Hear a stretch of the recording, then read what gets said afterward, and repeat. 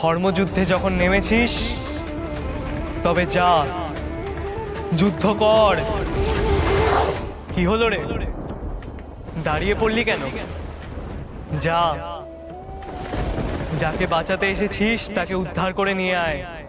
প্রভু, এতটা পথ তুমি আমাকে দেখিয়ে এনেছো ঠিকই, কিন্তু আমি একা এতগুলো গুন্ডার সাথে কি করে লড়াই করব?